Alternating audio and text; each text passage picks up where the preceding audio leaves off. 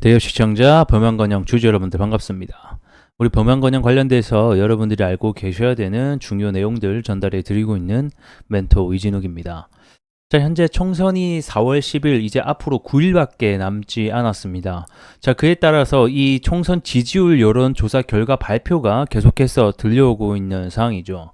이 범안건영은 이 과거에도 이재명 관련주로 엮이면서 또 이재명 테마주로 분류되어 있는 상황이기 때문에 일단은 지금 단기적으로는 이 이재명 관련 좀 이슈를 찾아볼 필요가 있다, 이렇게 설명드릴 수가 있겠고, 하지만 이번에 이 좀 이재명 테마주로 범안건영이 많이 못 엮이긴 했어요. 그래서 주가가 계속해서 하락이 나오고 있는 상황인데, 이런 하락의 이유는 잠시 뒤 조금 살펴보도록 하겠고요. 일단은 이 총선 지지율 여론조사 결과 발표, 이 부분 좀 함께 보면서 또 주가 분석해보는 시간 전반적으로 가져보도록 하겠습니다.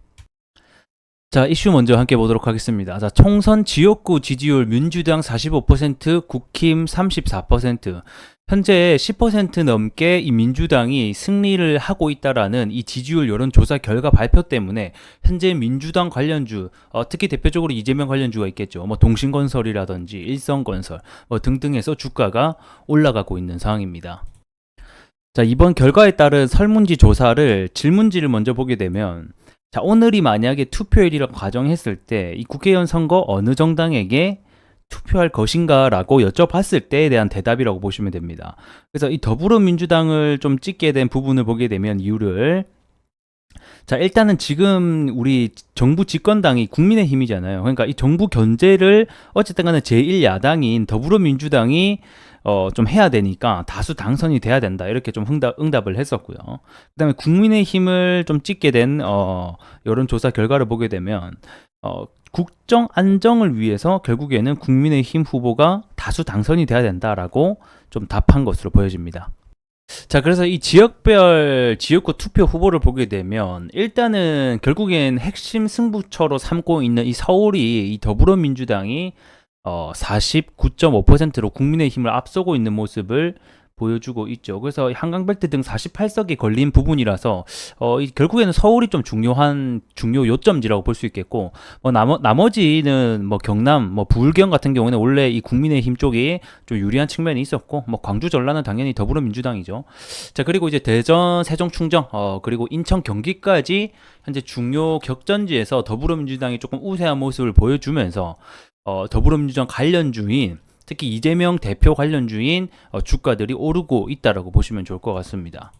자, 그래서 이재명 관련 일단 투표 지지율을 보게 되면 이게 이제 조사 방법에 따라서 지지율이 조금씩 달라지거든요. 이번에 조사한 방법은 크게 두 가지가 있는데, 첫 번째는 무선 ARS 100% 방식이라고 해서, 왜 우리 전화 오게 되면 그 기계음으로 있잖아요. 뭐 이번에 여론조사에 따른 뭐 응답해달라 이런 식으로 하는 게 지금 현재 이재명이 원희룡 대비해서 10포인트 정도 앞서고 있는 것으로 보여지고 있고, 그 다음에 이 무선 전화 면접이라고 해서 이게 이제 기존 기계음이랑은 조금 다르게 사람 방식으로 해서 전화 면접을 한 게 있거든요. 요거 같은 경우에는 기존에 10% 포인트 차가 났던 게 4% 정도로 차이가 많이 좁혀지고 있는 것을 볼 수가 있습니다. 자, 일단은 이게 여론조사 결과라는 게 결국에는 계속해서 시간에 따라서 또는 어디에 또 그 응답에 따라서 또 달라지긴 하긴 하거든요. 그래서 이게 100% 신뢰를 할 수 없지만, 그래도 이런 무선 전화 면접이 우리 앞전 ARS보다는 조금 더 신뢰도가 높다라고 알고 계시면 좋을 것 같습니다. 그래서 접점차가 그렇게 많이 나고 있지는 않기 때문에 실제로 사전투표라든지 이 투표 결과를 까봐야지 결국에는 나타날 것 같습니다. 하지만 어쨌든 간에 이렇게 지금 이재명이 앞서고 있다라는 결과 때문에 우리 이재명 관련주들이 상승이 나오고 있고, 이 국민의힘 관련주들이 대부분 하락이 나오고 있는 상태다라고 보시면 좋을 것 같습니다.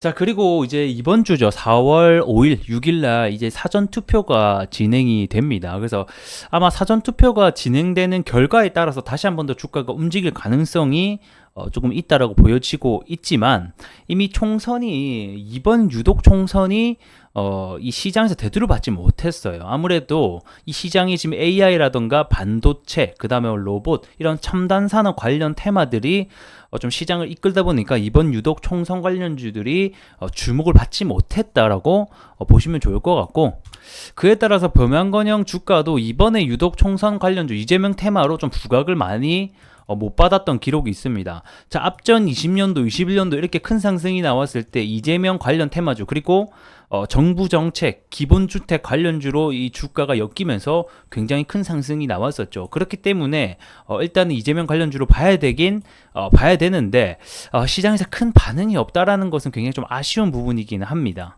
그래서 우선은 이게 지금 주가가 이렇게 계속적으로 하락하고 있는 이유는 크게 두 가지라고 볼 수 있는데, 일단 첫 번째는 이게 범양건영이 결국 건설 회사로 엮여있기 때문에 최근 고금리로 인해서 건설주에 대한 시황 악화에 대한 주 원인이 될 것 같고, 두 번째는 20년도, 21년도 이때 주가에 엄청나게 큰 상승이 나왔던 부분이 결국에는 이 대선 관련된 테마로 엮이면서 올라갔기 때문에 이 대선의 이슈가 빠지면서 주가가 원래 자리로 찾아가고 있다라고 보시면 좋을 것 같습니다.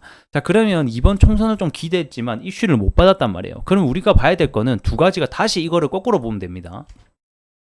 자, 이번 하반기에 건설 금리 인하가 예정되어 있죠. 현재는 3차례 정도 인하를 하겠다라고 밝히고는 있지만 이게 뭐 2차례가 될지 1차례가 될지는 인플레이션 감안을 좀 보고 결정을 해야 될 부분일 것 같고요. 어쨌든 간에 금리 인하가 된다라고 하면 굉장히 좀 긍정적인 영향이 있지 않겠나, 이렇게 좀 보고 있습니다. 그래서 건설주 전반적인 시황이 돌아서는지 여부를 우리가 함께 체크를 해봐야 될 것 같고, 그 다음에 또 한 가지는 결국 27년에 대선이 있다라는 거예요.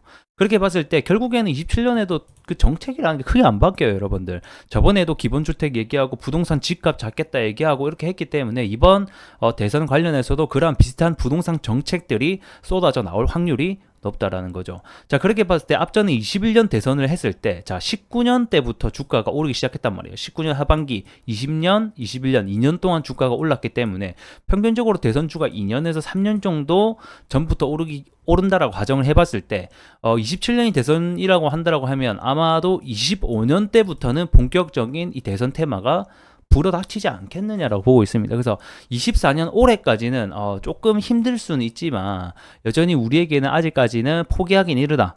조금 더 25년까지는 버텨보자, 이렇게 좀 전망을 말씀드리고 싶을 것 같고, 24년도까지는 제가 봤을 때는 이 금리라든지 건설 시황 이런 부분이 많이 안 좋고, 그 다음에 모멘텀으로 작용이 될 재료들이 많이 없기 때문에 조금 하락과 조정이 계속 이어지지 않겠느냐, 이렇게 보고 있습니다. 그래서 이런 부분 알고 계시면 좋을 것 같고, 지금은 사실상 이렇게 단기적으로 바닥이 잡혀져 있지 않고 계속해서 내려가고 있는 상황이라서 뭐 지지선을 잡는 게 지금 크게 의미가 없습니다. 지지선 저항선을 크게 잡는 게 의미가 없어서 일단은 주가라는 것은 이렇게 하락을 했다가 횡보를 해주고 다시 올라가야 되는 거거든요. 그래서 이런 식으로 하락을 했다가 다시 한 번 더 횡보를 해주고 올라가야 되기 때문에 이 횡보해 주는 기간을 우리가 좀 더 기다려보자.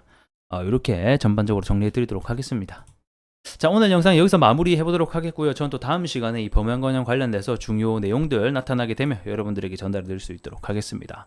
자, 오늘 영상 끝까지 보시느라고 대단히 수고 많으셨고요. 전 또 다음 시간에 뵙도록 하겠습니다. 고맙습니다.